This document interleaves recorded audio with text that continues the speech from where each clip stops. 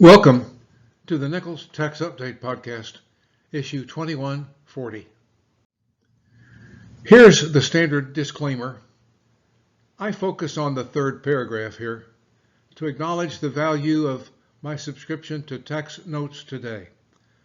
I would not think of trying to do this program without a superior technical reference, and in my opinion, Tax Notes Today, published by tax analysts, is the preeminent source of information for tax professionals, and I cannot imagine trying to do this job without it. Here's what we have to work with this week. 4 items. Extended tax-free replacement period for certain livestock. Separate gifts cannot be aggregated to determine the gift tax value. The expenses associated with a boat chartering activity back when they were to have been subject to the 2% floor or not.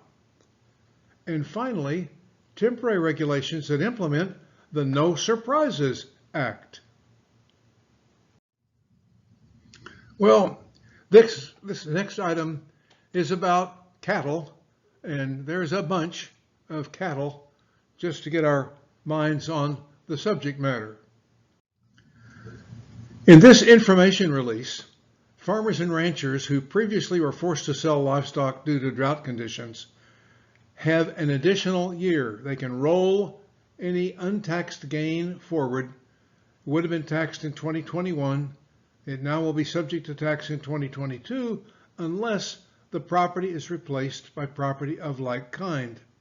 Speaking of like kind, this ruling only applies to animals that are held for draft, dairy, and breeding purposes.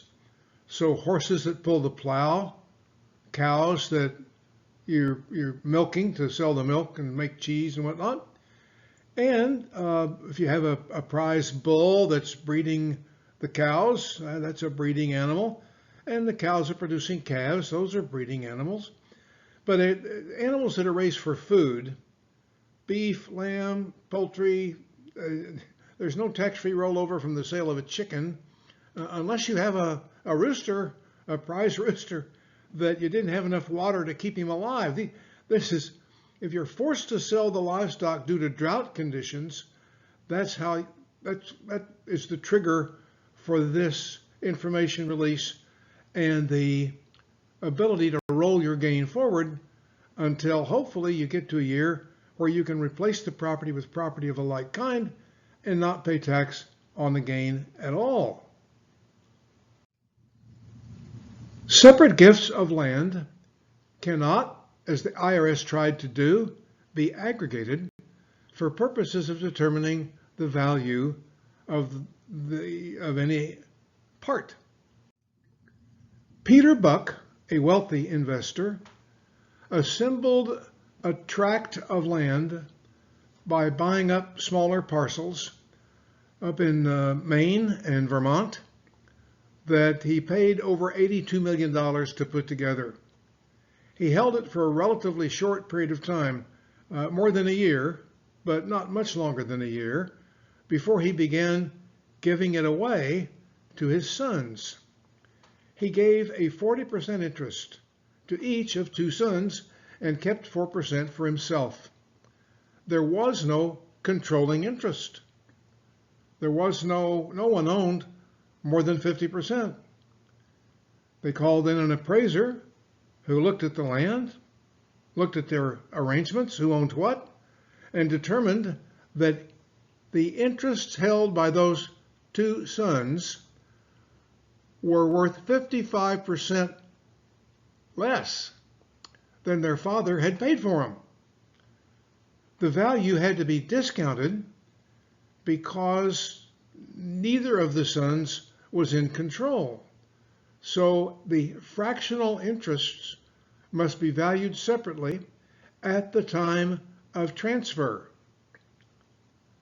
Through careful planning, $45 million appears to have escaped gift tax altogether. Now we have expenses associated with a boat chartering activity which in the year they were incurred were subject to the 2% floor. They could not be fully deductible.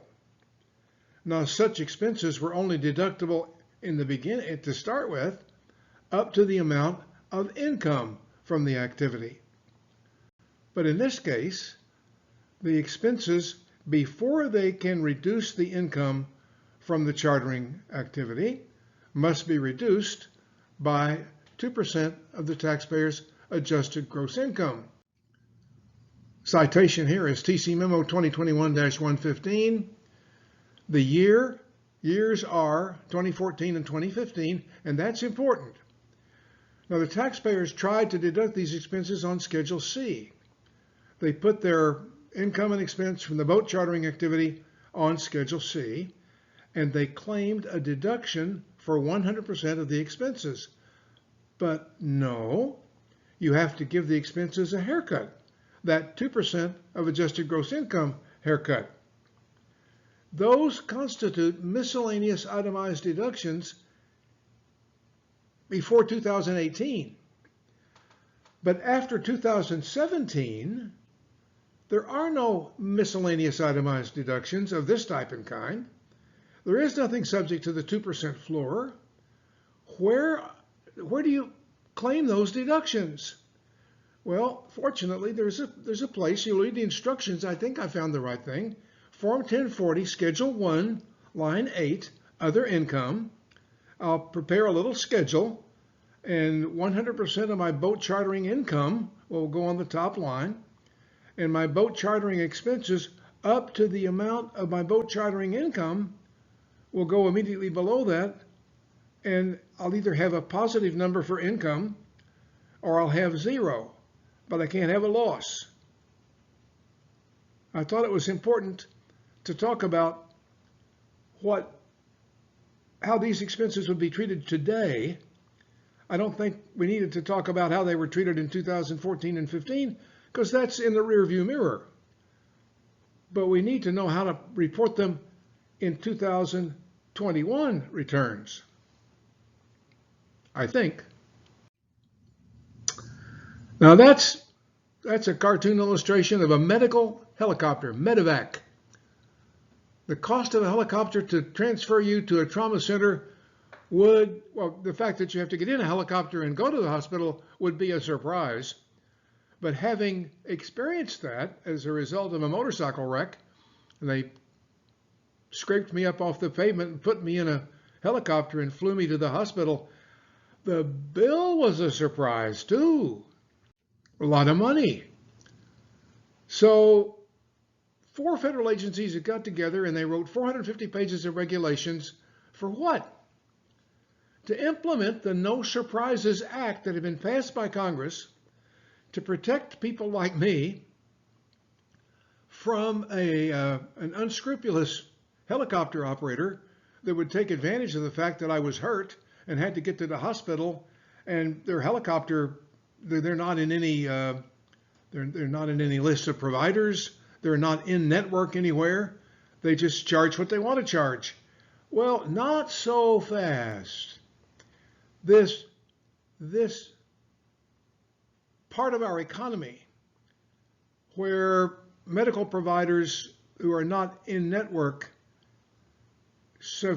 will try to charge whatever they can get away with, has drawn the attention of the federal authorities in the No Surprises Act, and we have a new sub-bureaucracy at HECFA with rules for submission of information about the costs and of providing these services, deadlines for filing and response, and a rate-setting authority for certain out-of-network charges. Now, that has nothing to do with taxes, I know that, but I just could not resist commenting on the source of the irritation that leads to 450 pages of federal regulations and a federal statute, the No Surprises Act, to make sure that I'm not overcharged for that helicopter ride from the mountains up in Arizona to the trauma center in Phoenix. It was a surprise, all right. That's it for this week. Thanks for joining me. Thanks for your support. Please stay safe. We need each other. We got to get through this together.